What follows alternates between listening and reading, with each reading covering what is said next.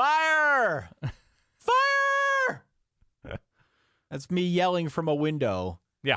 Inside Penn State offensive game planning headquarters, Dan. Are you saying fire somebody? Is that the illusion that you're I'm tying? saying it's everything. It's fire somebody. It's the building's on fire. It's just the campfire is a fun place to talk about college football, hopefully cathartic for one and all.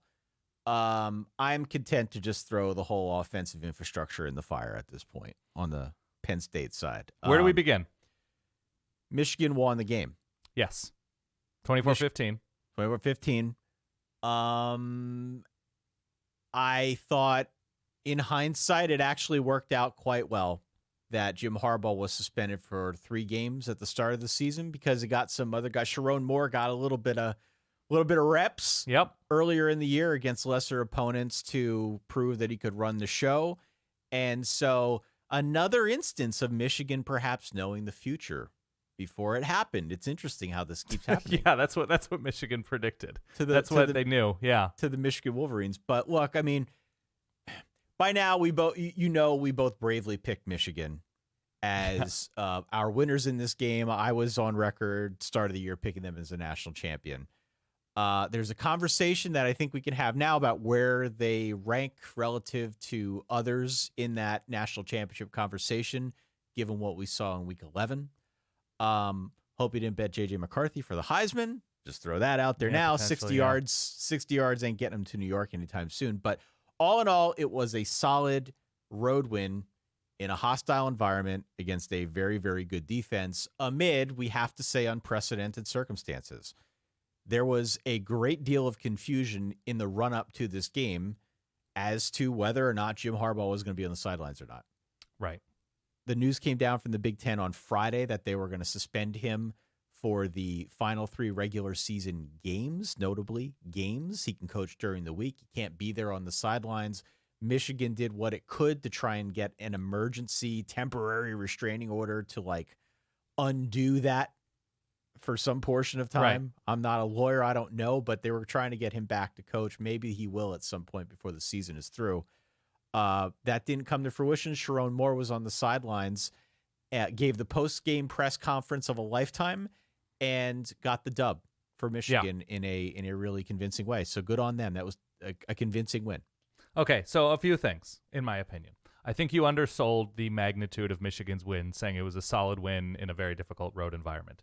That was a very impressive win on Michigan's side of things. Now, look, you can point out that Michigan has substantial evidence against it about breaking a very specific rule, and you can point out that Michigan has gained advantages. All of that, all reasonable, all that justified.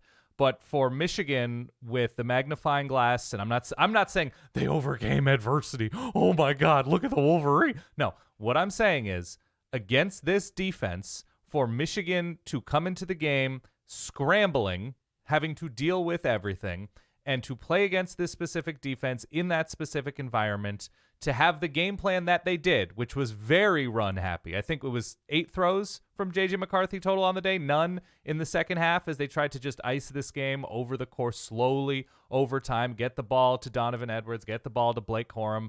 The offensive line was not great in pass protection.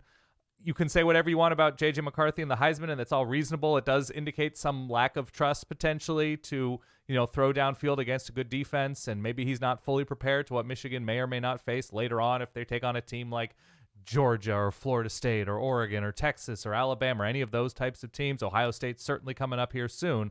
But for what Michigan did on defense, and everything you can criticize Penn State about offensively is true, but given the circumstances, given where Michigan hasn't been in terms of who they haven't played this year, I came away thinking it's a gutty way to win a game, not taking to the air at all against a tough opponent and hoping for the best, because that also. So look, the game goes quickly. We joked that it was a Greg Maddux affair, right? That, Greg Maddux just gets ground balls on the first pitch to the shortstop route. Those are quick games, and it was a quick game, but the story to me was Michigan playing relatively error-free football in a winning effort.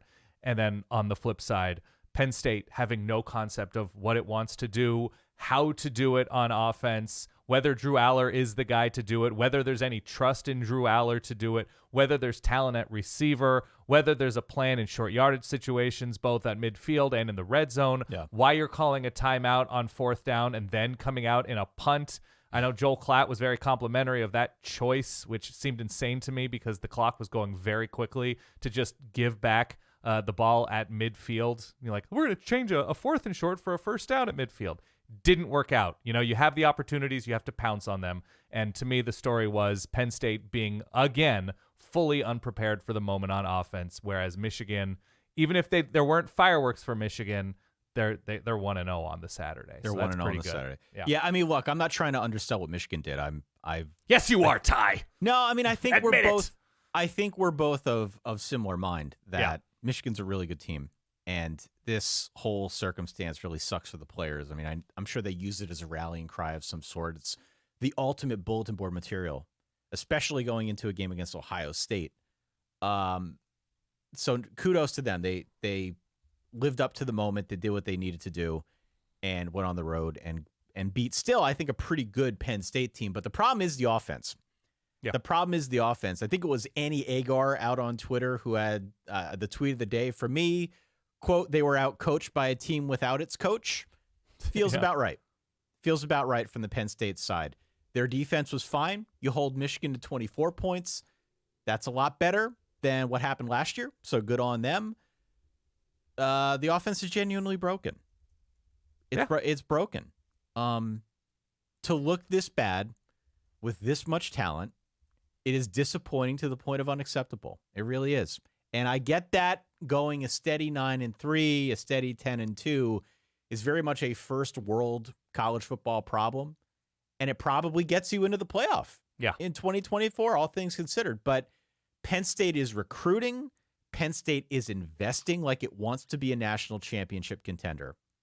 And they are consistently doing more with less, or less with more is what I mean. They are consistently doing less with more. And that is very much a James Franklin problem, Dan. I hate to say it because James Franklin over the years has grown on me. No, I know. He really has. But he is consistently doing less with more. He's also grown the pocketbooks, the bank accounts of a lot of mediocre offensive coordinators. He has. And so I came out of this genuinely unsure if James Franklin's a coach next year. I don't think they'll fire him, but we did a little bit of a watch along, and you mentioned the Satterfield situation where does he see the writing on the wall and get out before things get weird or weirder? No, I mean, he's probably owed too much money. I don't know the notion of his or the number on his buyout, I mean, it's almost a fantastical concept in a way. However, I do get the sense, and I mean, I'm not necessarily more plugged in than most, but I do get the sense just from sort of taking the temperature in our capacity here that the tenor within the Penn State community has changed regarding Franklin. There's always been a sense of frustration in these big games, but it just feels like this year was different because expectations were higher. It felt like the talent floor was higher. They came in getting a lot of hype as a potential playoff contender. They still were in the playoff hunt going into this game. And this is essentially a 2-game season for them. And in both games, they fell far short of expectations. So, I mean, I'll do credit to Ohio State for winning in the manner that they did and Michigan for winning amid crazy circumstances here. I mean, it truly is unprecedented. But for Penn State to look this unprepared and to underwhelm in this capacity on offense has been, like I said, unacceptable. And I mean, the whole thing is it's not okay to lose, but lose with an offense and defense, right? Lose with like, this is who we are, and maybe this team, maybe this version of Michigan or Michigan State or Ohio State or whoever is just special this year. But like, we have a plan. We executed. It was a close, hard-fought game. You can't walk away from either matchup thinking, well, you know, Penn State came out with a really solid game. Like, it was just Drew Allar draws and hoping for the best with Katron Allen and receivers being silent. And I think Penn State hit a 19-yard pass to Tyler Warren early on in the game. That accounted for like 27% of the passing yardage. I mean, look, and I haven't even mentioned Drew Allar. I haven't mentioned Nick Singleton and Katron Allen did okay. I mean, they were kind of the engine of the offense, but I feel like we owe Sean Clifford an apology.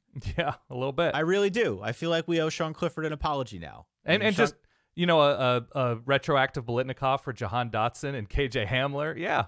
Yeah, I feel like I don't know what changed in such a short period of time. We were led to believe that Drew Allar was going to be the missing link in the same way that I thought Sam Hartman would be a missing link for Notre Dame. I won't kind of go on too much of a tangent here. Right. But it's really painful to see this as a Penn State alum, someone who roots on the team, and it's clear that something is broken and that he doesn't know how to fix it, Dan.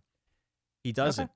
He hasn't done it yet. I don't think he knows how, and there's just it just seems like the tide has turned a little bit, and I'm curious to see where things go. On a different note, same situation. Michigan, Ohio State. Who knows? Right? At this point, who knows? That is going to be the most intense game that we have seen in a generation, and I'm super excited for it on about 1,000 different levels.